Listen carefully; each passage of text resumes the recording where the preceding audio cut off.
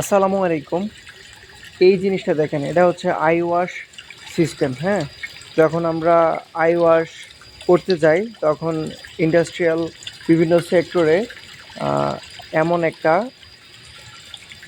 ভেসিন থাকে যেটা দিয়ে হচ্ছে আই ওয়াশ করতে হয়, কারণ এখানে অনেক কেমিক্যাল আছে বা ধার্য পদার্থ আছে যেগুলো চোখের অনেক ক্ষতি করতে পারে। সেই জন্য হচ্ছে আমরা কাছে গিয়ে মুখ এখানে চোখ লাগাই, যেমন আমি আপনাদেরকে দেখানোর চেষ্টা করতেছি।